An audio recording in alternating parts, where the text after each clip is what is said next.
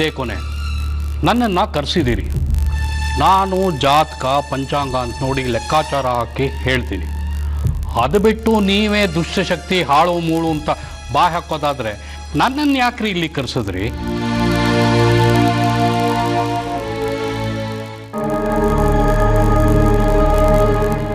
ದಯವಿಟ್ಟು ಕ್ಷಮಿಸಿ ಶಾಸ್ತ್ರಿಗಳೇ, ಇಷ್ಟೊತ್ತು ನೀವು ಹೇಳಿದ್ದು ಮುಂದೆ ನಡೆಯುವಂಥದ್ದು, ಅದಕ್ಕೂ ನಿನ್ನೆ ನಡೆದಿದ್ದಕ್ಕೂ ಯಾವುದೇ ಸಂಬಂಧ ಕಾಣ್ತಿಲ್ವಲ್ಲ? ಸಾವಿತ್ರಿಗೇನಾದರೂ ಕೆಟ್ಟ ಕನಸು, ದುಷ್ಟಶಕ್ತಿಗಳು? ಕೆಟ್ಟ ಕನಸು ಅಂತ ಯಾರು ಹೇಳಿದ್ರು? ಈಕೆ ಹೇಳಿದ್ಲ? ಏನಮ್ಮ, ನಿನಗೆ ಕೆಟ್ಟ ಕನಸಲ್ಲಿ ರಕ್ತ, ಸಾವು, ನೋವು ಇಂಥದ್ದೇನಾದರೂ ಕಂಡ್ಯಾ? ಇಲ್ಲ, ಕೆಟ್ಟ ಕನಸಲ್ಲ ಅದು. ಒಂಥರ ವಿಚಿತ್ರವಾದ ಕನಸು. ವಿಚಿತ್ರನೇ, ಕಂಡಿಲ್ಲ ಕೇಳಿಲ್ಲ, ಆದರೂ ಕನಸಲ್ಲಿ ಬಂದಿದೆ. ಆದರೆ ಇದಂತೂ ಕೆಟ್ಟ ಕನಸಲ್ಲ, ಇದು ದುಷ್ಟಶಕ್ತಿ ಅಂತ ಹೇಳಿದ್ರಲ್ಲ, ಆ ರೀತಿ ಇದ್ದಿದ್ರೆ ಒಂದು ಸ್ಮಶಾನಕ್ಕೋ ಪಾಳ್ಬಾವಿಗೋ ಕರ್ಕೊಂಡು ಹೋಗ್ತಾ ಇತ್ತು. ಆದರೆ ಸಾವಿತ್ರಿ ಹೇಳ್ತಾ ಇದ್ದಾಳೆ ದೇವಸ್ಥಾನಕ್ಕೆ ಹೋಗಿದ್ದೆ ಅಂತ. ಇದು ದೈವ ಪ್ರೇರಣೆ.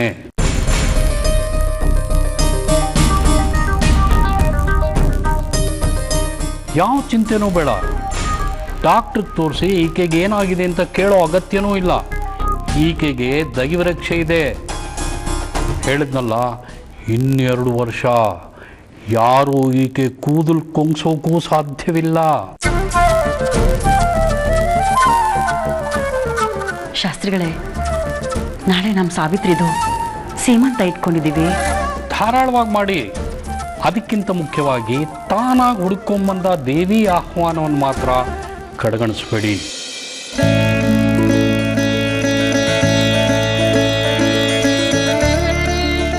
ಅಗತ್ಯವಾಗಿ ಹೋಗ್ಬರ್ಲಿ. ಯಾರಿಗೆ ಗೊತ್ತು, ಸಾವಿತ್ರಿ ಪಾಲಿಗೆ ಬದುಕನ್ನು ದಿಕ್ಕು ಬದಲಾಯಿಸೋ ಜಾಗ ಅದೇ ಆಗಿರ್ಬೋದು. ನೀವು ಹೇಳ್ತಾ ಇದ್ರಲ್ವಾ ಕನಸು ಶಕ್ತಿ ಅಂತ, ಅದಕ್ಕೆಲ್ಲ ಪರಿಹಾರ ಅದೇ.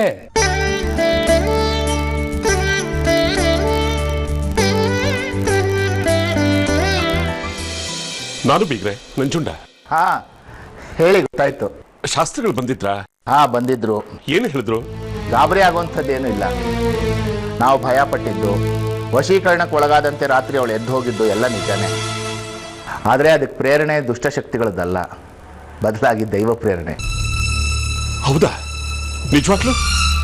ಸತ್ಯ, ನನಗೆ ತುಂಬಾ ಗಾಬರಿ ಆಗೋಗಿತ್ತು ಬೀಗ್ರೆ. ಯಾಕೆ ನನ್ನ ಮಕ್ಕಳಿಗೆ ಒಂದಾದ್ಮೇಲೆ ಒಂದು ದುಷ್ಟಶಕ್ತಿಗಳು ಕಾಡ್ತಾ ಇರುತ್ತೆ ಅಂತ. ಆದರೂ ಯಾಕಾಗಾಯ್ತಂತೆ? ದೇವಸ್ಥಾನಕ್ಕೆ ಕರೆಸ್ಕೊಂಡಿದ್ದು ಯಾಕೆ ಅಂತ ಕೇಳಿದ್ದಕ್ಕೆ ಅದು ನೆಪ ಅಂದರು. ಏನಾಗಿದೆ ಅಂದರೆ, ನಿತ್ಯ ದೇವಸ್ಥಾನ ಪೂಜೆ ಪುನಸ್ಕಾರ ಅಂತ ಇದು ಸಾವಿತ್ರಿನ ನಾವು ರೆಸ್ಟು ಅನ್ನೋ ಹೆಸರಲ್ಲಿ ಮನೆಯಲ್ಲೇ ಕಟ್ಟಾಕ್ಬಿಟ್ಟಿದ್ವಿ. ಅವಳು ಒಳ ಮನಸ್ಸಿನಲ್ಲಿ ಇದೆಲ್ಲ ಇತ್ತು ಅನ್ಸುತ್ತೆ. ಅದು ಈ ರೂಪ ಪಡ್ಕೊಂಡಿದೆ ಅಷ್ಟೇ. ಇರಬಹುದು ಬೀಗ್ರೆ. ಈಗಲಾದ್ರೂ ವಾಸಿ ಮದುವೆಗೆ ಮುಂಚೆ ದೇವಸ್ಥಾನಕ್ಕೆ ಹೋಗದೆ ನೀರು ಸಹ ಮುಟ್ತಾ ಇರಲಿಲ್ಲ ಅವಳು. ಇನ್ನು ಮುಂದೆ ನಾವು ಅವಳನ್ನ ಈ ರೀತಿ ಕಟ್ಟಾಕ್ಬಾರ್ದು. ಇಷ್ಟೆಲ್ಲ ಆದ್ಮೇಲೆ ಹಾಗೆ ಮಾಡ್ತೀವ? ನಾವೇ ಯಾರಾದ್ರೂ ಜೊತೆಗೆ ಹೋಗಿ ಬರ್ತೀವಿ. ಇನ್ಮೇಲೆ ಹಾಗೆ ಮಾಡಬೇಕು. ಬೀಗ್ರೆ, ಶಾಸ್ತ್ರಿ ಒಂದು ಮಾತು ಕೇಳಬೇಕಾಗಿತ್ತು. ಈ ಕಂಟಕ ಕಳೆದಿದ್ದಕ್ಕೆ ಹೋಮ ಪೂಜೆ ಏನಾದ್ರು ಮಾಡಿಸ್ಬೇಕಂತ.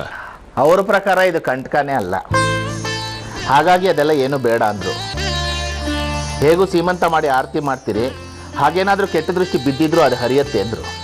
ಹಾಗಾದ್ರೆ ಸೀಮಂತ ಮಾಡೋದಕ್ಕೆ ಯಾವ ಅಡ್ಡಿನೂ ಇಲ್ಲ ಅಲ್ವಾ? ಹಾ, ಯಾವ ಅಡ್ಡಿನೂ ಇಲ್ಲ. ನಾವು ಅಂದ್ಕೊಂಡು ಹಾಗೆ ಮುಂದುವರಿಬಹುದು ಅಂದ್ರು. ಥ್ಯಾಂಕ್ಸ್ ಬೀಗ್ರೆ. ನನಗಂತೂ ತುಂಬಾನೇ ಗಾಬರಿ ಆಗೋಗ್ಬಿಟ್ಟಿತ್ತು. ಕರೆಯೋರ್ನೆಲ್ಲ ಕರೆದಾಗಿದೆ, ಅಡಿಗೆ ಅವ್ರಿಗೆ ಹೇಳಿ ಆಗಿದೆ. ಈಗ ಏನಪ್ಪ ಅವ್ರಿಗೆ ಸಬೂಬ್ ಹೇಳೋದು ಅಂತ. ಸದ್ಯ ಯಾವ ಅಡ್ಡಿ ಆತಂಕನೂ ಇಲ್ಲವಲ್ಲ. ಹಾಗಿದ ಮೇಲೆ ನಾವೆಲ್ಲ ಸೀಮಂತ ದಿವಸ ನಿಮ್ಮ ಮನೆಗೆ ಹಾಜರು. ಆಯ್ತು ಬೀಗ್ರೆ, ನಾನು ಕಾರ್ ಕಳಿಸ್ಕೊಡ್ತೀನಿ. ನಮ್ಮ ಕಾರ್ನಲ್ಲೇ ನೀವು ಬರಬೇಕು. ನೀವೇನು ಬೀಗ್ರೆ ಔಪಚಾರಿಕವಾಗಿ ನಡ್ಕೋತಾ ಇದ್ದೀರಲ್ಲ, ಕಾರೆಲ್ಲ ಯಾಕೆ ಮಾಡ್ತೀರಿ?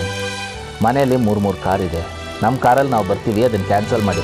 ಬೀಗ್ರೆ, ಸೀಮಂತದ 1 ವರ್ಷ ಮುಂಚೆ ಸಾವಿತ್ರಿನ ಕಳಿಸ್ಕೊಟ್ರೆ ಅವಳಿಗೆ ಎಣ್ಣೆ ಸ್ನಾನ ಏನೇನು ಶಾಸ್ತ್ರಗಳಿದೆಯೋ ಅದನ್ನೆಲ್ಲ ಮುಗಿಸ್ಕೊಂಡ್ಬಿಡ್ತೀವಿ ನಾವು. ಖಂಡಿತವಾಗ್ಲೂ ಕಳಿಸ್ಕೊಡ್ತೀವಿ. ಆದರೆ ಸಾವಿತ್ರಿ ಒಬ್ಬಳನ್ನೇ ಅಲ್ಲ, ಜೊತೆಗೆ ನನ್ನ ಮಗ ಸತ್ಯನೂ ಬರ್ತಾನೆ. ಅಗತ್ಯವಾಗಿ ಬರಲಿ ಬೀಗ್ರೆ. Okay, thank you.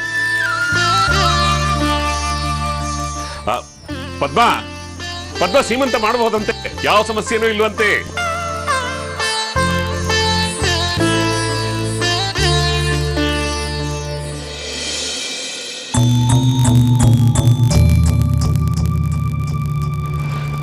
ಸುಶೀಲ್, ಶಾಸ್ತ್ರಿಗಳು ಬಂದು ಹೋದಾಗಿಂದ ನಿಮ್ಮ ಮನಸ್ಸಿನಲ್ಲಿ ಏನೋ ಅನುಮಾನ ಕಾಡ್ತಿದೆ. ಅದೇನೋ ನನ್ನ ಹತ್ರ ಹೇಳ್ಕೋಬಾರ್ದಾ?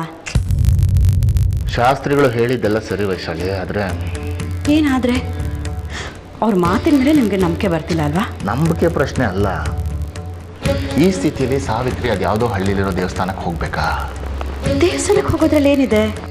ದೇವಸ್ಥಾನದ ಬಗ್ಗೆ ಯೋಚನೆ ಮಾಡಲ್ಲ ನಾ ಹೇಳ್ತಾ ಇರೋದು, ಹಳ್ಳಿ ಅನ್ನೋದನ್ನ ಲೆಕ್ಕ ಹಾಕಿ ಹೇಳ್ತಿರೋದು. ಇದರಲ್ಲಿ ಲೆಕ್ಕ ಹಾಕೋದಕ್ಕೆ ಏನಿದೆ? ಮನೆಯಲ್ಲಿ ಬೇಕಾದಷ್ಟು ಕಾರ್ಗಳಿದೆ.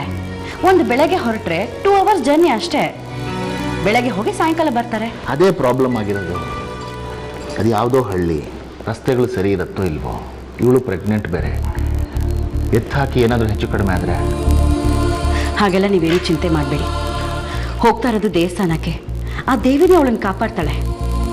ಶಾಸ್ತ್ರಿಗಳು ಹೇಳಿದ್ದು ಅದನ್ನೇ ಅಲ್ವಾ? ಅಲ್ಲ ವೈಶಾಲಿ, ಈಗ ಹೋಗೋದಕ್ಕೆ ಏನು ಅವಸರ? ಮಗು ಆದ್ಮೇಲೆ ಒಟ್ಟಿಗೆ ಮಗು ಜೊತೆ ಹೋಗ್ಬೋದಲ್ವಾ? ಸುಶೀಲ್, ಸಾವಿತ್ರಿನೇ ಹೊರಟು ನಿಂತಿದ್ದಾಳೆ, ನಾವ್ಯಾಕೆ ಬೇಡ ಅಂತ ಹೇಳಬೇಕು? ಅವಳಿಗೆ ಅರ್ಥ ಆಗಲ್ಲ, ನಾವಾದರೂ ಅರ್ಥ ಮಾಡ್ಕೋಬೇಕಲ್ವಾ? ಅದೇನು ಹರಕೆನಾ? ಹರಕೆ ಆದರೂ 14 ವರ್ಷದ ಗಡುವಿರುತ್ತೆ ತೀರ್ಸೋಕೆ. ಇದೊಂದು ಸಂಕಲ್ಪ ಅಷ್ಟೇ, ಯಾವಾಗ ಬೇಕಾದರೂ ಹೋಗ್ಬೋದು. ತುಂಬಾ ಆಸೆ ಪಟ್ಟು ಹೊರಟಿದ್ದಾರೆ, ಹೋಗಿ ಬರ್ಲಿ ಬಿಡಿ. ನೀವು ಯಾರು ನಾನು ಹೇಳೋದನ್ನು ಕೇಳಲ್ಲ, ಯಾಕೆ ಹೇಳ್ತೀನಿ ಅನ್ನೋದನ್ನು ಅರ್ಥ ಮಾಡ್ಕೊಳ್ಳಲ್ಲ. ಆಯಿತು, ಹೋಗಿ ಬರಲಿ. ಆದರೆ ಉತ್ಸವದ ಸಮಯದಲ್ಲಿ ಹೋಗೋದು ಬೇಡ ಅಂತ ಹೇಳಿ. ಜನಜಂಗುಳಿ, ನೂಕುನುಗ್ಲಾಟ, ಊಟ ತಿಂಡಿ ಸರಿ ಇರಲ್ಲ, ಬಿಸಿಲು ಬೇರೆ. ಮಿಕ್ಕ ದಿನಗಳಲ್ಲಿ ಹೋಗ್ಬಾರ್ದು.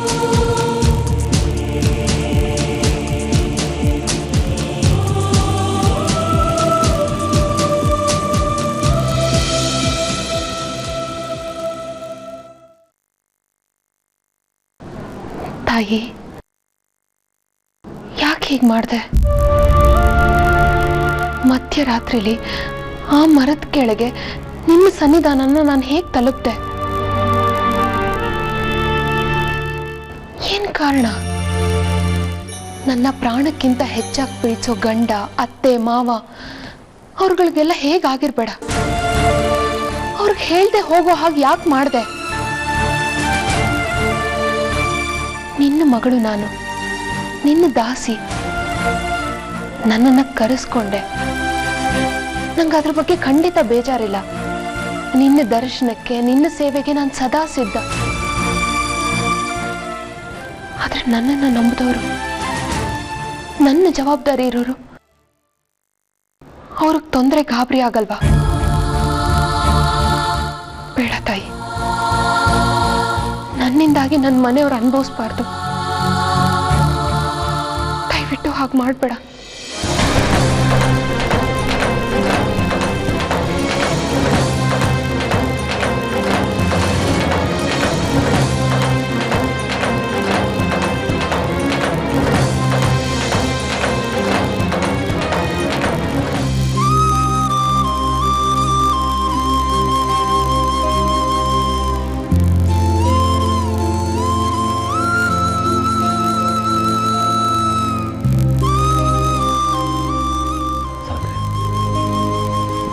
ಯಾಕೆ ಅದನ್ನೇ ಮನಸ್ಸಿಗೆ ಹಚ್ಕೊಂಡಿದ್ಯಾ? ಶಾಸ್ತ್ರಿಗಳು ಹೇಳಿಲ್ವಾ ಯಾವ ಸಮಸ್ಯೆನೂ ಇಲ್ಲ, ಆಗಿದ್ದೆಲ್ಲ ಒಳ್ಳೇದಕ್ಕೆ ಅಂತ? ಇನ್ಯಾಕೆ ಚಿಂತೆ? ಚಿಂತೆ ಅಲ್ಲ ರೀ, ಭಯ. ಭಯ ಯಾಕೆ ಸಾವಿತ್ರಿ? ಕೆಟ್ಟದಾಗಲ್ಲ ಅನ್ನೋ ನಂಬಿಕೆ ಇಲ್ವಾ? ನಾಳೆ ನಿನ್ ಸೀಮಂತ, ನೀನು ಖುಷಿಯಾಗಿರ್ಬೇಕು. ನೀನ್ ನೋಡಕ್ಕೆ ಜನ ಬರ್ತಾರೆ. ಭಯ ಪಡೋದೇನಿದೆ ಹೇಳು? ಭಯ ನಿಮ್ ಪ್ರೀತಿದು, ನಿಮ್ ಕನ್ಸುಗಳದ್ದು. ಸಾವಿತ್ರಿ, ನನ್ ವಿರುದ್ಧ ಕನ್ಸ್ ಬಗ್ಗೆ ಭಯನಾ? ಹೌದು.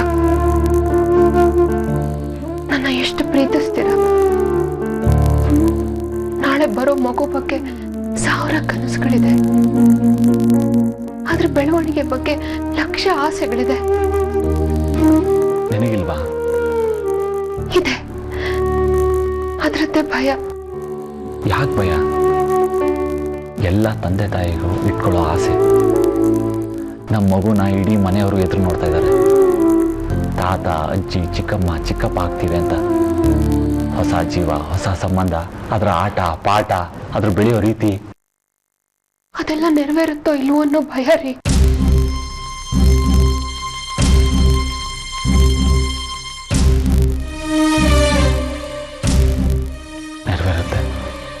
ಖಂಡಿತವಾಗ್ಲೂ ನೆರವೇರ್ತದೆ. ನನ್ನನ್ನೇ ನಾನು ನೋಡ್ಕೊಳಕ್ಕಾಗ್ತಿಲ್ಲ. ಇನ್ ಮಗುನ ಹೇಗೆ ನೋಡ್ಕೊಳ್ಳಿ? ನಿನ್ನೆ ರಾತ್ರಿ ನೀವೇ ನೋಡಿದ್ರಲ್ಲ, ನನ್ನ ಹತೋಟಿಲೇ ನಾನು ಇರ್ಲಿಲ್ಲ. ಇನ್ ಮಗು ಜವಾಬ್ದಾರಿ ನಿಭಾಯಿಸ್ತೀನ? ನಾನಿದ್ದೀನಲ್ವಾ? ನಿನ್ನೇನು ನೀವಿದ್ರಿ. ಏನಾಯ್ತು? ಇದ್ರ ಅರ್ಥ ಏನ್ ಗೊತ್ತಾ ಸತ್ಯ?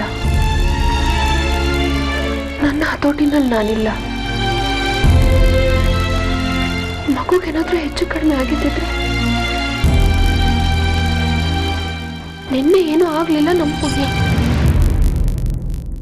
ನಾಳೆನೂ ಏನೂ ಆಗಲ್ಲ ಅಂತ ಏನ್ ಗ್ಯಾರಂಟಿ? ಅದಕ್ಕೆ ತುಂಬಾ ಮೋಹ ಬೆಳೆಸ್ಕೋಬೇಡಿ. ನಾವು ಯಾವುದನ್ನ ಹೆಚ್ಚಾಗಿ ಪ್ರೀತಿಸ್ತೀವೋ ಅದು ನಮಗೆ ದಕ್ಕಲ್ಲ. ಹೆದರಿಸ್ತಿದ್ಯಾ? ಹೆದರಿಸ್ತಿಲ್ಲ, ತಿಳುವಳಿಕೆ ಹೇಳ್ತಿದ್ದೀನಿ. ಇಲ್ಲ, ದೇವರವನೇ ಕಾಪಾಡ್ತಾನೆ. ಒಳ್ಳೇದಾಯ್ತದೆ ಅನ್ನೋ ನಂಬಿಕೆ ನಾನು ಇದ್ದೀನಿ, ನೀನು ಅಷ್ಟೇ. ಎಲ್ಲದಕ್ಕೂ ತಯಾರಾಗಿರ್ಬೇಕು ಅಂತ ಕೆಟ್ಟದ್ದನ್ನ ಯೋಚನೆ ಮಾಡ್ತಾ ಕೂತ್ಕೊಂಡ್ರೆ ಬದುಕೋ ಉದ್ದೇಶ ಏನು? ಒಳ್ಳೇದಾಯ್ತದೆ ಅಂದ್ಕೊಂಡ್ರೆ, ಸಂದಾಗಿರ್ತೀವಿ ಅಂತ ನಂಬಿಕೆ ಇದ್ರೆ ಎಲ್ಲ ಒಳ್ಳೇದಾಯ್ತದೆ. ನಂಬಿಕೆನೇ ಜೀವನ.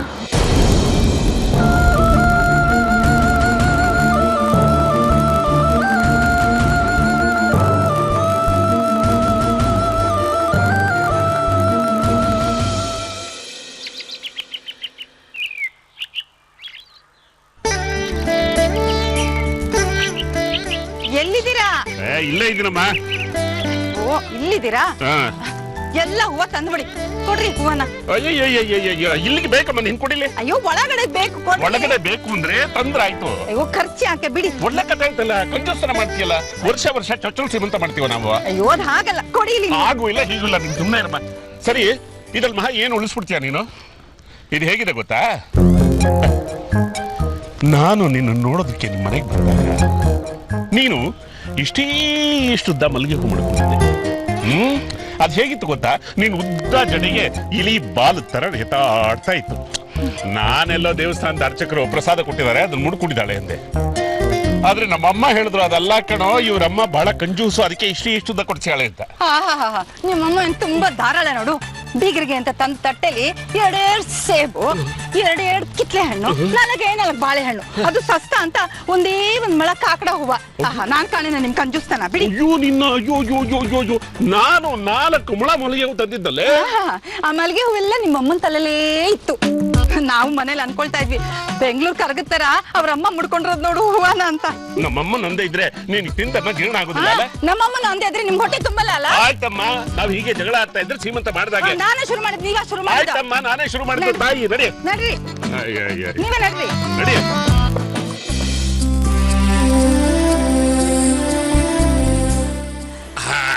ಅಪ್ಪ ಪದ್ಮ, ಇಲ್ಲಿ ಸಾವಿತ್ರಿನ ಕೂರ್ಸಿರ್ತಾರೆ ಹೇಗಿರುತ್ತೆ? ನೀವು ಕೂತ್ಕೊಂಡ್ ಬಿಟ್ಟಿದ್ದೀರಾ? ಹೇಳ್ರಿ ಮೇಲೆ. ಇಲ್ಲಿ ಬೇಡ, ಇಲ್ಲಿ ಚೆನ್ನಾಗಿಲ್ಲ. ಪದ್ಮ, ಅಯ್ಯೋ, ತುಂಬಾ ಹಿಂದೆ ಆಯ್ತು ಅನ್ಸುತ್ತೆ. ಒಂದ್ ನಿಮಿಷ ಇರು. ನೀನು ಆತ್ರ ಬೀಳ್ಬೇಡ. ಇಲ್ಲಿಟ್ರೆ ಹೇಗಿರುತ್ತೆ? ಅಯ್ಯೋ, ಆ ಕಡೆಯಿಂದ ಈ ಕಡೆ ಓಡಾಡಕ್ಕೆ ಆಗಲ್ಲ ಜಾಗ.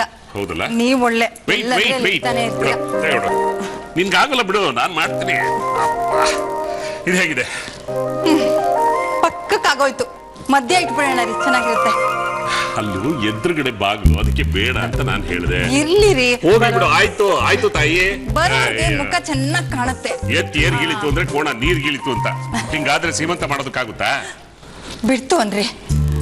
ಎಷ್ಟು ವರ್ಷದ ಮೇಲೆ ಈ ಕಾರ್ಯ ನಡೀತಾ ಇದೆ. ಚೆನ್ನಾಗಿ ಹೇಳಿದೀನಿ. ಇದೇನು ಯುಗಾದಿ ಹಬ್ಬನ ವರ್ಷ ವರ್ಷ ಆಚರಿಸೋದಕ್ಕೆ?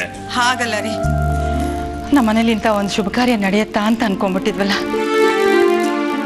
ಡಾಕ್ಟರ್ ರಿಪೋರ್ಟ್ ಕೊಟ್ಮೇಲೆ ಸೀಮಂತದ ಆರತಿ, ಮಗು, ತೊಟ್ಲು, ಇದನ್ನೆಲ್ಲ ನೆನ್ಸ್ಕೊಂಡ್ರೆ ಹೊಟ್ಟೆಲಿ ಬೆಂಕಿ ಹಾಕ್ದಾಗತ್ತೆ. ನಮ್ದು ಹಾಗಿರ್ಲಿ ಪದ್ಮ.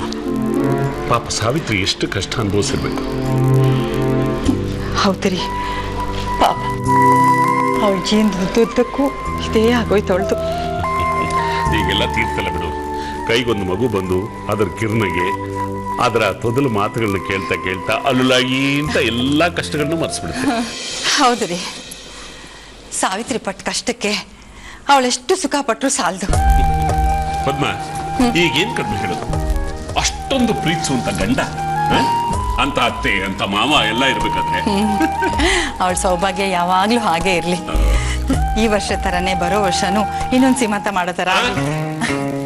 ಅದ್ ಮಾತ್ರ ಬೇಡ ತಾಯಿ. ಯಾಕ್ರಿ ಬೇಡ? ಅವ್ರಿಗಿರೋ ಆಸ್ತಿನ ಸಂಭಾಳ್ಸಕ್ಕೆ 4 ಆದ್ರೂ ಬೇಡವಾ? ಇನ್ನೊಂದು ಬೇಕಾದ್ರೆ ಆಗ್ಲಿ, ಆದ್ರೆ ಅದು ಮುಂದಿನ ವರ್ಷನೇ ಬೇಡ. ನೀವೇನ್ ಹಾಗೆ ಹೇಳೋದು? ಇದೊಳ್ಳೆ ಚೆನ್ನಾಯ್ತಲ್ಲ, ಅವಳು ಸೀಮಂತ ಬಾಡಂತನ ಅಂತ ಹೇಳಿ ನಾನೇ ತಾನೇ ಖರ್ಚು ಮಾಡ್ಬೇಕು. ನೋಡ್ರ ಈಗ ಗೊತ್ತಾಯ್ತಾ ಯಾರ್ ಕಂಜೂಸು ಅಂತ? ಸರಿ, ಸೀಮಂತಲ್ಲಿ ಏನ್ ಮಾಡ್ತಾರೆ? ಸೀಮಂತ ಅಂದ್ರೆ ಬಸ್ರಿ ಹುಡುಗಿನ ಹಸೆಮಣೆ ಮೇಲೆ ಕೂಡ್ಸಿ ಮುತ್ತೈದರೆಲ್ಲ ಸೇರಿ ಅರ್ಶಿನ ಕುಂಕುಮ ಹಚ್ಚಿ ಬಳೆ ತೊಡಿಸಿ ಹೂವು ಮುಡಿಸಿ ಮಡಲು ತುಂಬ್ತಾರೆ. ಎಲ್ಲ ಆದ್ಮೇಲೆ ಮುತ್ತೈದರೆಲ್ಲ ಸೇರಿ ಆರತಿ ಮಾಡಿ ದೃಷ್ಟಿನೂ ತೆಗಿತಾರೆ. ಅಷ್ಟೇನಾ? ಇನ್ನೂ ಮಾಡ್ತಾರೆ ಕೇಳಿ. ಆ ಮಗುಗೆ ಸುಖವಾದ ಪ್ರಸವ ಆಗ್ಲಿ ಅಂತ ಆಶೀರ್ವಾದನೂ ಮಾಡ್ತಾರೆ ರೀ. ಇದೆಲ್ಲ ಮಾಮೂಲಿ ಅಲ್ವಾ? ಮಾಮೂಲಿ ಅಂದ್ರೆ ಇನ್ನೇನಿರುತ್ತೆ ಹೇಳಿ? ಏನಿರ್ಬೇಕು ನೋಡ್ತಾ ಇರೋ. ಒನ್ ಅಂಡ್ ಓನ್ಲಿ ನಂಜುಂಡ ಹೇಗೆ ಡಿಫ್ರೆಂಟ್ ಆಗಿ ಮಾಡ್ತಾರೆ ಅನ್ನೋದನ್ನ ನೋಡ್ತಾ ಇರ.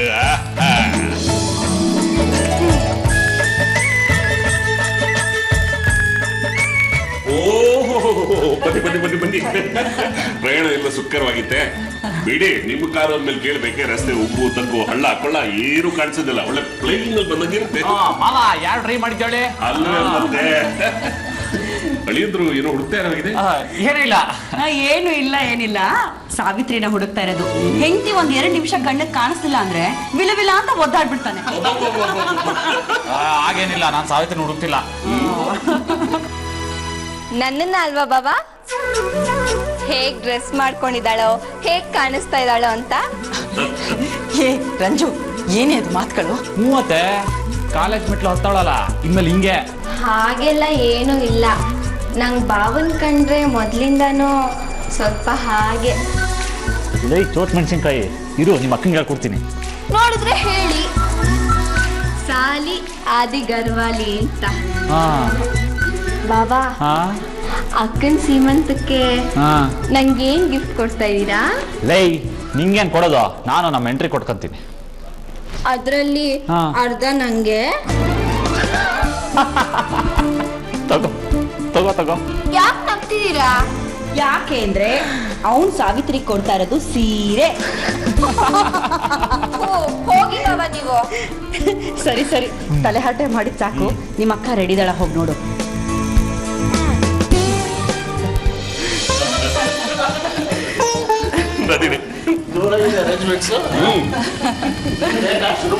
ಒಬ್ಬೊಬ್ರೆ ಬರ್ತಿದ್ದಾರೆ, ನೀನ್ ಶುರು ಮಾಡ್ತೀನಿ. ಸಾವಿತ್ರಿಯಲ್ಲಿ ಕಾಣ್ತಾನೆ ಇಲ್ಲ. ರಂಜಿತ ಹೋಗಿದಾಳಲ್ಲ, ಇನ್ನೇನ್ ಕರ್ಕೊಂಡ್ ಬಂದ್ಬಿಡ್ತಾಳೆ. ನಿಮ್ದು ತಿಂಡಿ ಬಿಗ್ರೆ, ಈ ಶಾಸ್ತ್ರ ಸಂಪ್ರದಾಯ ಅನ್ನೋದು ಎಲ್ಲಾ ಕಡೆ ನಡೀತಾನೆ ಇರುತ್ತೆ. ಅದ್ರಲ್ಲಿ ಏನು ಮಜಾ ಇರೋದಿಲ್ಲ. ಆದ್ರೆ ಒಂದು ಕಾರ್ಯಕ್ರಮ ಅಂತ ಅಂದ್ರೆ ನಗು ಸಂತೋಷ ಇಲ್ಲದೆ ಇದ್ರೆ ಅದ್ರಲ್ಲಿ ಏನು ಮಜಾ ಇದೆ? ಅದಕ್ಕೋಸ್ಕರ ನಾನು ಅಷ್ಟೇ, ನಾನು ಆಮೇಲೆ ಸುಮ್ಮನೆ ಇರೋದಿಲ್ಲ. ಹಾಗೆಲ್ಲ ಬಿಗ್ರೆ, ಎಲ್ರಿಗೂ ಒಂದೊಂದು ಟಾಸ್ಕ್ ಕೊಡೋಣ. ಬೊಂಬಾಟು ನಂದು ಡ್ಯಾನ್ಸ್. ಅದೇ ಬೇಡ ಅನ್ನೋದು. ಯಾರಿಗೆ ಏನು ಬರೋದಿಲ್ವೋ ಅವ್ರು ಅದನ್ನು ಮಾಡಿ ತೋರಿಸ್ಬೇಕು. ಡ್ಯಾನ್ಸ್ ಮಾಡಿ ಹೇಳಿ ಅಂದ್ರೆ ಆಮೇಲೆ ಎಲ್ರು ನೋಡಿ ನಕ್ಕಿದ್ರೆ ನೀವು ಬೇಜಾರ್ ಮಾಡ್ಕೋಬೇಡಿ. ಸಾರಿ, ಹಾಗೆಲ್ಲ ಏನಿಲ್ಲ. ಯಾರ ಮನಸ್ಸನ್ನು ನೋಯಿಸ್ಬೇಕು ಅಂತ ಈ ಕಾರ್ಯಕ್ರಮ ಮಾಡ್ತಾ ಇಲ್ಲ ನೋಡಿ. ಇದನ್ನ ಒಂದು ಆಟ ಅಂತ ಓಕೆ, ಆಟ ಅಂತ ಕನ್ಸಿಡರ್ ಮಾಡ್ಕೊಂಡು. ಓಕೆ ಅಂಜನಯ್ಯ, ನಾನು ಜಡ್ಜ್ ಸಾರಿ, ಫಸ್ಟ್ ಕಂಟೆಸ್ಟೆಂಟ್ ನೀವೇ. ಬೀಗ್ರೆ ಕರೆಕ್ಟ್ ಆಗಿ ಹೇಳಿದ್ರಿ. ಅಂದ್ರೆ ನೀವು ಅವ್ರ ಜೊತೆ ಖಂಡಿತ ನೋಡಿ ನಂಜುಂಡ, ಏನ್ ಬೇಕಾದ್ರೂ ಹೇಳಿ, ಆದ್ರೆ ಡ್ಯಾನ್ಸ್ ಅಂತ ಮಾತ್ರ ಹೇಳ್ಬಿಡಿ. ನಾನ್ ಹೇಗೋ ಕಷ್ಟಪಟ್ಟು ಡ್ಯಾನ್ಸ್ ಮಾಡ್ಬಿಡ್ತೀನಿ. ವೈಶಾಲಿ ಈ ದೇಹದ ತೂಕ. ಏನ್ ನೀವು ಚಾಲೆಂಜ್ ಆಯ್ತಾ? ಬೇರೆ ಹೀರೋಯಿನ್ಸ್ ಗಿಂತ ಫ್ಲೆಕ್ಸಿಬಲ್ ಆಗಿ ಡ್ಯಾನ್ಸ್ ಮಾಡ್ತೀನಿ ನಾನು. Super aunty. ಅಪ್ಪ ಹೆಂಗೆ ನಮ್ಮ ಆಂಟಿ? ಸರಿ ಸರಿ, ಓಕೆ. ಸುಶೀಲ್ ವೈಶಾಲಿ ದಂಪತಿಗಳಿಂದ ಒಂದು ಕವನ. ಅಯ್ಯೋ, ಕವನನಾ? ಬೇಕಾದ್ರೆ ಇಡೀ ವರ್ಷದ ಅಕೌಂಟ್ಸ್ ಕೇಳಿ ಒಂದು ಓಕೆ ರೈಟ್ ರೈಟ್ ರೈಟ್ ಅದನ್ನೇ ಕವನದ ರೂಪದಲ್ಲಿ ಬರ್ಕೊಡಿ. ಓಕೆ ಆದ್ರೆ ಡಿಸಿಷನ್ ನಂದೇ ಫೈನಲ್ ಡಿಸಿಷನ್. ಟಾಸ್ಕ್ ನ ಚೇಂಜ್ ಮಾಡೋ ಹಾಗಿಲ್ಲ, ಹಾಫ್ ಅನ್ ಅವರ್ ಟೈಮ್ ಕೊಡ್ತೀನಿ. ಉತ್ತಮ ಕವನಕ್ಕೆ ಉತ್ತಮ ಬಹುಮಾನವೂ ಇರುತ್ತೆ. ಕೇಳಿಸ್ಕೊಂಡ್ರ? ನಮ್ ಕವನಕ್ಕೆ ಉತ್ತಮ ಬಹುಮಾನ ಬರ್ಬೇಕು.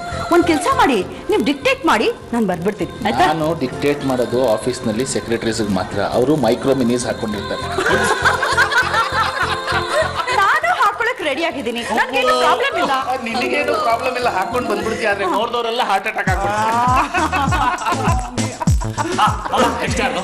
ನೆಕ್ಸ್ಟ್ ಇನ್ಯಾರು? ನೀವೇ ಏನ್ ಮಾವ ಏನ್ ಮಾಡ್ಬೇಕು? ನೀವು ಒಂದು ಉತ್ತಮವಾದ ಹಾಡನ್ನು ಹೇಳಿ. ಹಾಡು ಹೇಳಿ ಹೇಳಿ ಅಂದ್ರೆ ನಾನು ನೋಡಿದೀನಿ. ನಾನು ಹಾಡೋದು ಬಾತ್ರೂಮ್ನಾಗೆ. Silence silence silence.